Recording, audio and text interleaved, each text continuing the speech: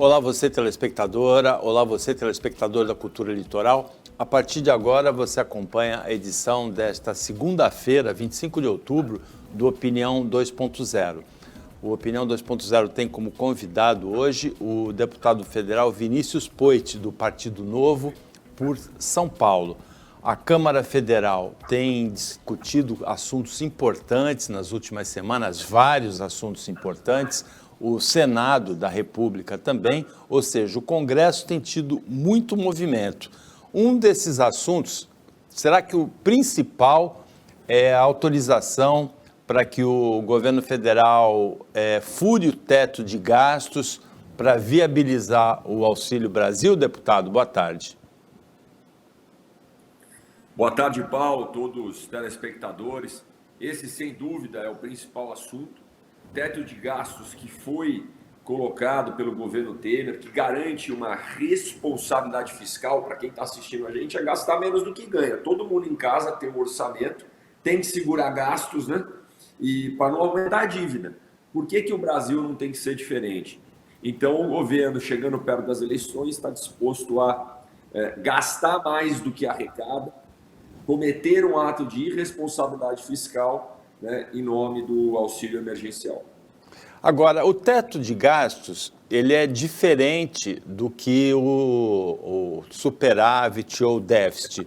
Ele usa como referência o gasto do exercício anterior e a inflação, não é isso? É isso.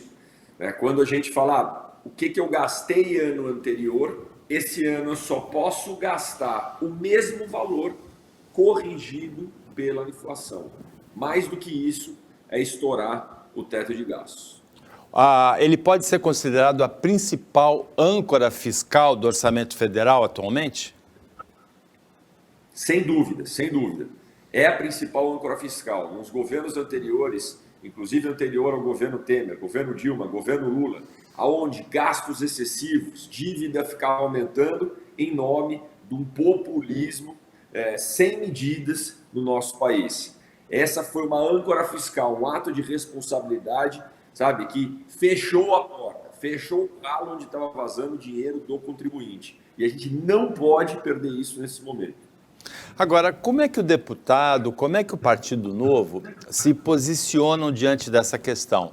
Porque o Auxílio Brasil, sem nenhuma dúvida, ele é necessário para ontem. O país tem uma boa parte da população numa situação de miserabilidade, de insegurança alimentar, de fome, de desemprego. A situação social no Brasil é crítica, ou seja, o Auxílio Brasil é necessário.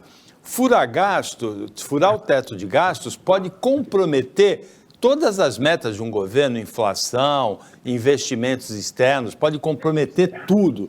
Como é que o Partido Novo se posiciona nessa questão? Vamos viabilizar o Auxílio Brasil sem furar o teto de gastos, cortando em outras áreas do orçamento? Perfeito, Paulo. Já respondeu a nossa posição. A gente é totalmente contra furar o teto de gastos e dá para buscar esse orçamento em outras áreas.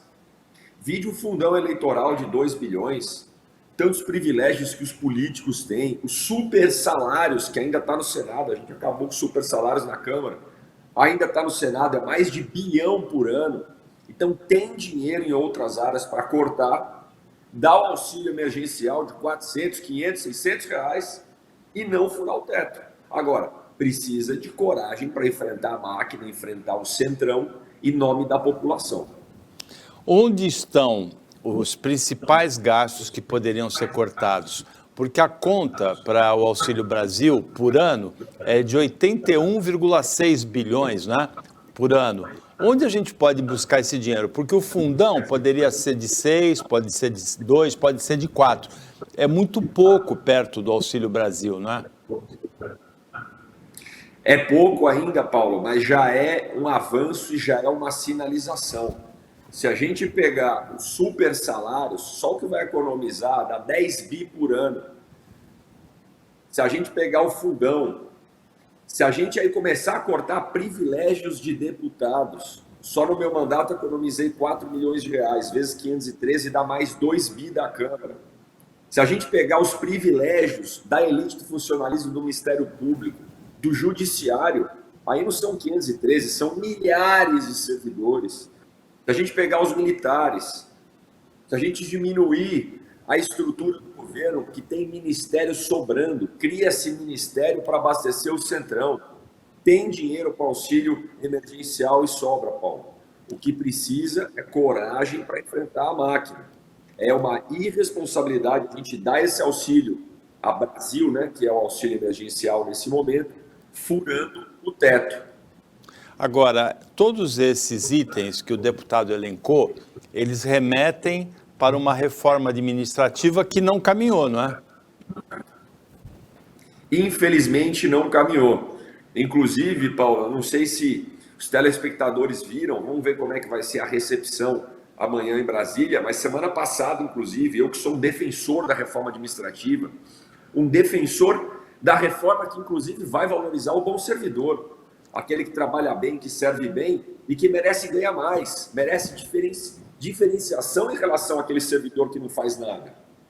Fui recebido com garrafa d'água na cabeça, Paulo. Os caras fizeram piquete no desembarque de Brasília. O funcionário público que era para estar trabalhando estava lá no aeroporto, recebendo os deputados, causando aglomeração, dificultando a passagem e partindo para agressão física, é o fim da picada. E aí o governo aparentemente recuou e não vai enfrentar isso, porque isso não é popular. Vide a atuação da base do governo na comissão especial da reforma, fugiram da votação. O Partido Novo tinha um voto, um cargo. Como os outros fugiram, sobraram as outras vagas e a gente entrou com todos os deputados. Votamos com 7 deputados na comissão. Então está na cara que o governo está cada vez mais populista e só pensa na próxima eleição. Está deixando o cidadão de fora, Paulo. Quais são as perspectivas de uma reforma administrativa? Nessa legislatura não sai mais? Olha, eu vou lutar até o fim, sabe? A gente não pode perder a esperança, tem que fazer o nosso melhor, mas acho muito difícil de sair uma reforma administrativa séria nessa legislatura. Justamente porque vai enfrentar um desgaste para o governo, vai enfrentar uma resistência grande do funcionalismo público, que tem uma minoria organizada e barulhenta, e o governo está preocupado com a eleição. Né? São atos populistas, atos em nome da próxima eleição para se reeleger. Não vai enfrentar, e por isso, dificilmente, essa reforma administrativa sai nessa legislatura, Paulo. Ela pode sair fatiada, deputado? Olha, eu acho difícil. O que pode sair é uma reforma administrativa meia boca, né? E que não vai atingir os militares, não vai atingir os políticos, não vai atingir o judiciário, não vai atingir o Ministério Público. E vai ficar ruim, porque vai acabar sobrando somente, né, como diz o outro, no lombo do servidor público da base, sem pegar a elite do funcionalismo. Se isso for feito, é muito ruim. Tem que incluir todo mundo na reforma. Então, eu não vejo como fatiar essa reforma nesse momento. Eu acho que vai ser ruim se fatiar. Vide o que aconteceu com a reforma tributária. Fatiou e morreu no Senado. Ninguém vai tocar a reforma tributária em frente. Fizeram uma reforma do IR também muito ruim, que aumenta o imposto para quem gera emprego. Por isso mesmo eu fui contra. Então, infelizmente é um desgoverno, viu, Paulo? O governo acabou cedendo muito para o Centrão, ficou refém daquela turma que só pensa no próprio bolso e na próxima eleição, e as reformas foram para o saco, né? Como diz no interior aqui, a vaca foi para o brejo, não vai sair nesse governo. Agora, a reforma administrativa, em algum momento, o Partido Novo, o deputado Vinícius Poit, pensou que poderia afetar os servidores já em atividade ou só seria para quem ingressar no serviço público a partir dela? Olha, a gente acha que para alguns, por exemplo, férias a mais de 60 dias e super salários, a gente poderia sim rever para quem já está em atividade. Mas eu não me oponho a uma reforma que valha somente daqui para frente, né? Porque tem o tal do direito adquirido, o que é combinado não é caro. Tá bom, vamos fazer uma reforma, mas só daqui para frente, tudo bem, mas vamos fazer, tá? A gente topa isso, só que tem que ser para todos. Ministério Público, Judiciário. Só que os deputados não vão enfrentar, Paulo. Tem medo, tem rabo preso. Quem tem rabo preso, quem tem medo da justiça, não vai enfrentar o Ministério Público. Sobra para o Partido Novo enfrentar sozinho, com mais meia dúzia de outros partidos lá que tem coragem e que não tem rabo preso com ninguém. Então, vamos fazer daqui para frente, ok, diminui a resistência dos servidores, mas tem que fazer para todo mundo. A situação assim descrita, assim montada, ela parece sem perspectiva nenhuma, porque acaba essa legislatura e numa próxima legislatura, provavelmente essa situação pode se repetir.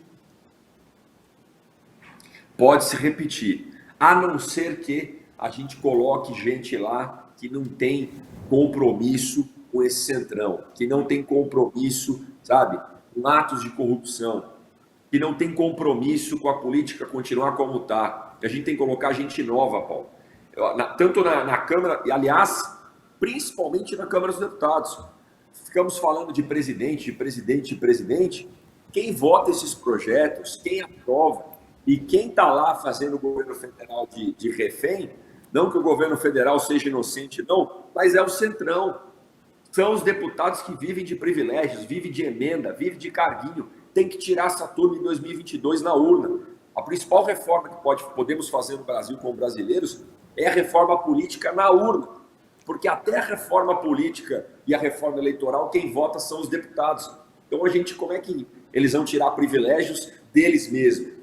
A gente tira já cortando na carne sem precisar de lei. Agora, o resto da turma lá é na urna. Tem que tirar esses caras lá da Câmara, Paulo. A gente acabou citando a reforma tributária também, o deputado falou da reforma pífia que foi feita no imposto de renda. Uma das ideias tramitando na Câmara é a ideia de mudar o ICMS dos combustíveis para tentar baratear o diesel, a gasolina, o etanol. Onde que isso vai chegar, hein, deputado? Olha, aparentemente, primeiro, eu sou contra uma decisão novamente populista, e sofri bastante desgaste por isso, porque não foi bem explicado. Essa decisão do ICMS é só para o ano que vem, Paulo. É para segurar artificialmente os preços, não vai diminuir esse ano, e 2023 estoura de novo. Novamente, a preocupação é com a eleição, é populismo barato. Ou melhor, populismo caro para a população, que vai sofrer isso depois lá em 23. Que a gente precisa fazer uma reforma tributária. É uma unificação do ICMS a nível nacional, como, por exemplo, era a proposta do IVA, do Imposto sobre Valor Agregado, que foi fatiado nessa reforma. Então, além de não parecer um ato de populismo, somente olhando para as eleições, interferindo no mercado artificialmente nos preços, vai vir depois o desgaste com os governadores. Porque essa proposta provavelmente não vai ir em frente, ela pode passar na Câmara, mas eu acho que não vai ser sancionada. Os governadores vão bater duro, já entraram inclusive no STF, porque é inconstitucional um poder federal mexer nos impostos dos governos, e aí a culpa vai ser do governador depois, ou seja, é sempre governadores brigando com o presidente, os dois somente pensam na próxima eleição e quem se ferra é o cidadão, Paulo. O Opinião 2.0 para o intervalo, é bem rapidinho, a gente volta com o deputado federal Vinícius Poit, pré-candidato do Partido Novo ao governo de São Paulo, depois do intervalo.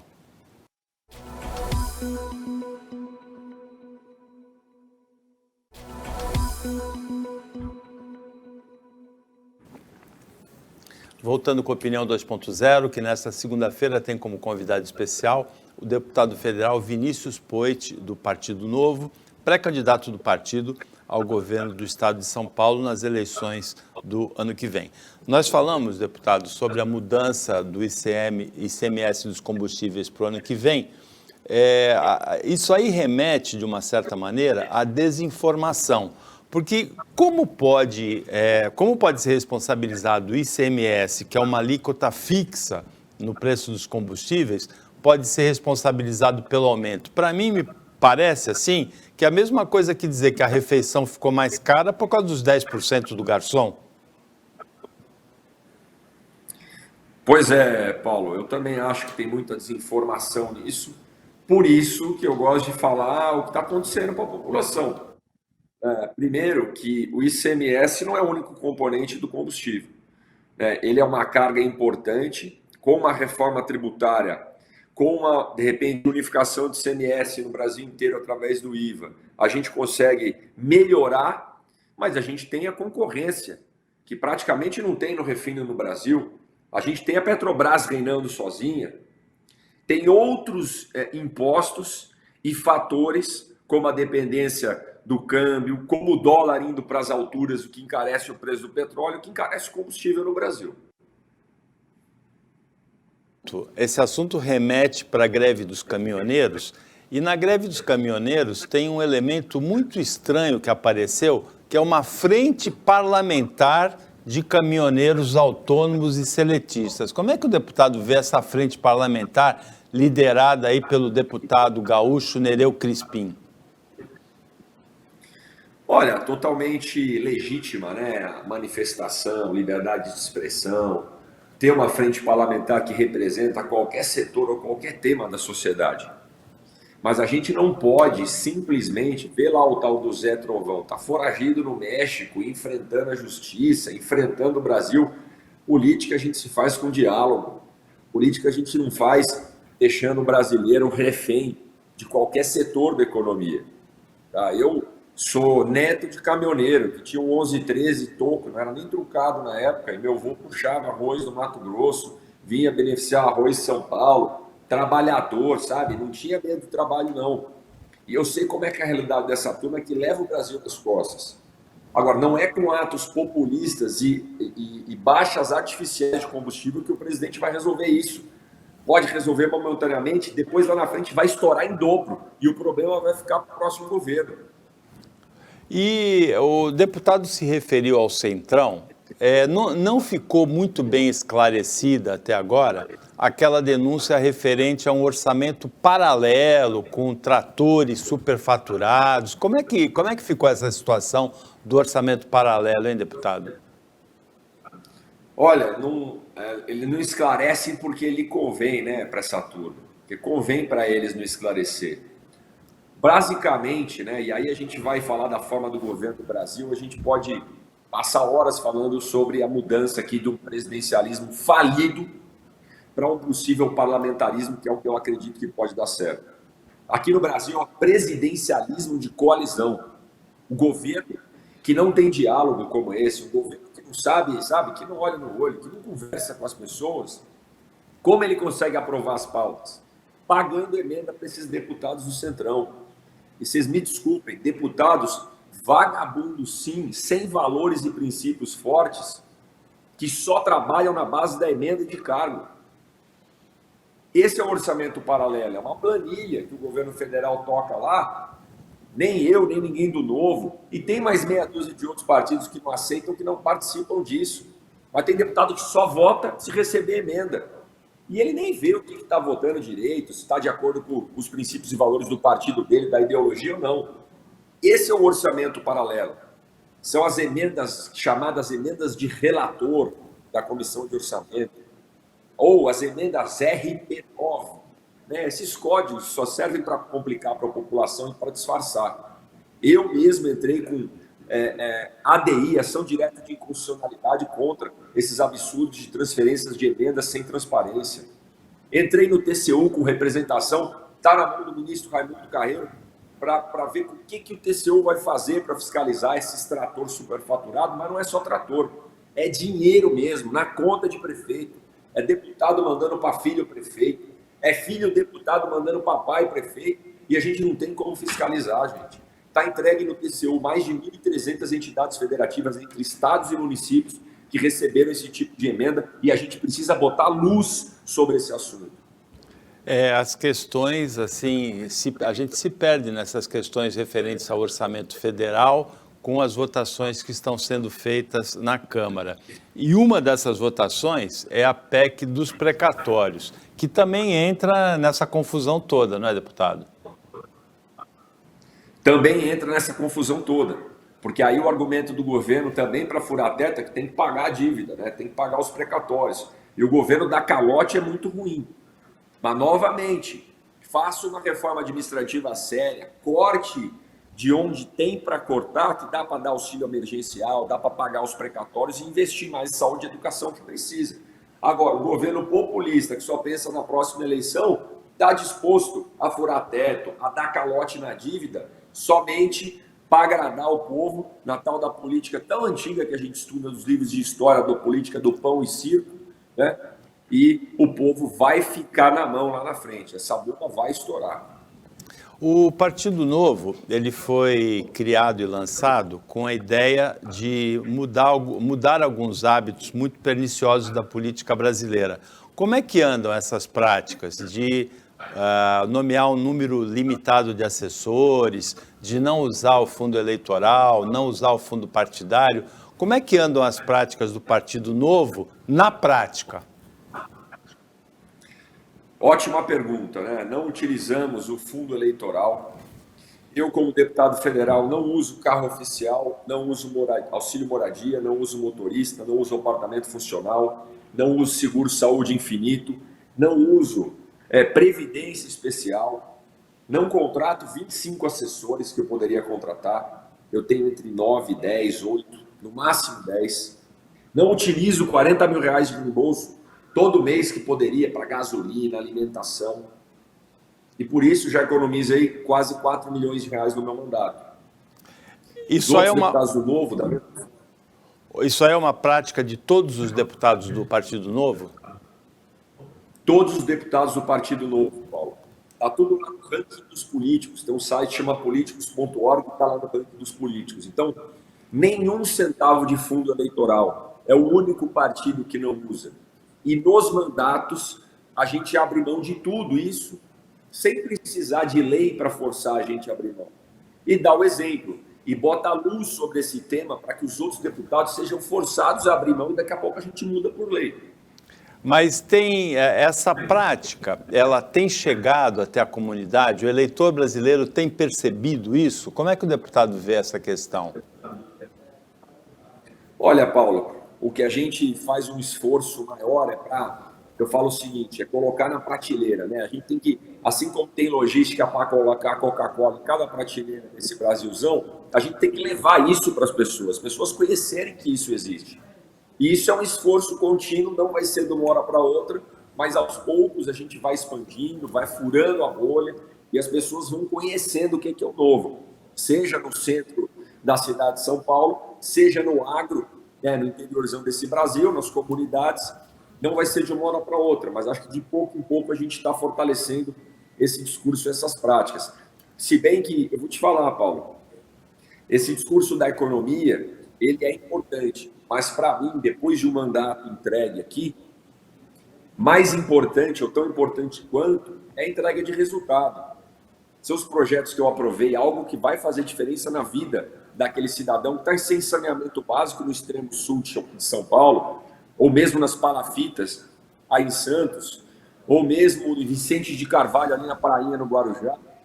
Esse pessoal, eles entendem, legal, você está economizando dinheiro, mas eu quero saber do saneamento básico aqui, meu irmão, eu quero saber da política de moradia, quando é que vai mudar a minha vida? E é para esse pessoal que a gente trabalha lá e aproveita atuando no saneamento básico, no marco legal, na regularização fundiária urbana, para regularizar a moradia da turma. Todo mundo que sabe lá do Guarujá sabe da pedreira e tudo, sabe da dificuldade que é isso.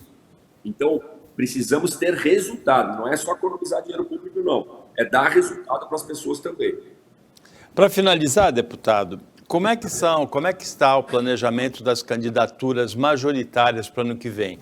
O deputado é pré-candidato ao governo de São Paulo e, nesse momento, se fala muito na possibilidade de uma terceira via na eleição presidencial. Existe uma polarização entre o atual presidente Jair Bolsonaro, sem partido ainda, e o pré-candidato Lula, do Partido dos Trabalhadores. Mas o número de eleitores que não quer votar nem no Lula, nem no Jair Bolsonaro é muito grande. Esses eleitores vão ter uma terceira via sem querer fazer trocadilho, viável? Ainda dá tempo, tá, Paulo? Ainda dá tempo.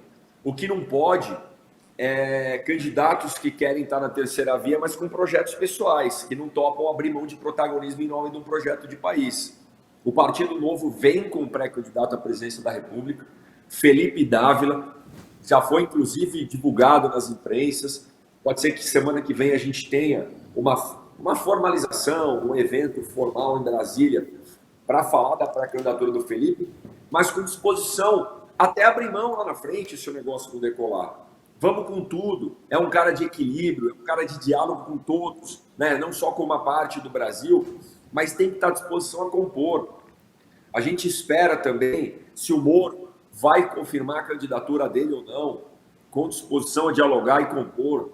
A gente espera também os resultados das prévias do PSDB, entre Eduardo Leite e João Dória. Então, acho que são eventos, a candidatura do Moro, né?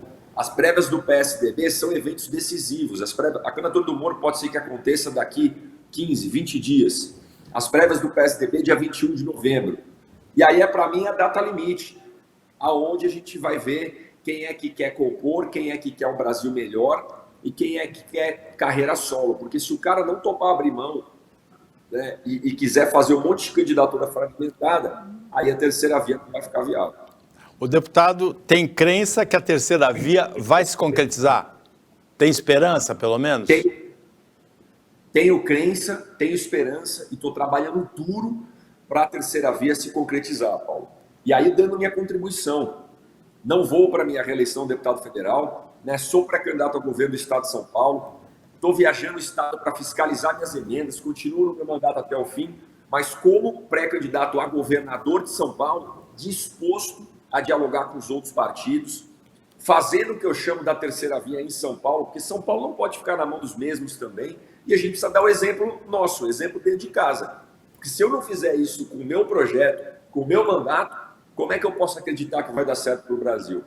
Acredito que a gente puxando esse diálogo, aonde eu vou eu falo disso, olha, acredito na terceira via, acredito no diálogo, não acredito em mitada e lacrada, em extremismo, em polarização. A gente vai mudar São Paulo com alguém que dialoga com os 46 milhões de paulistas, assim como a gente vai mudar o Brasil com alguém que dialoga com os mais de 200 milhões de brasileiros. Eu tive a oportunidade de falar tanto com o presidente Bolsonaro no começo do meu mandato, tanto com o governador João Dória. Olha, presidente Bolsonaro, o senhor já foi eleito presidente, o senhor governa para todos. O senhor é presidente do PSL, presidente de quem é do PSDB, presidente de quem é do PT.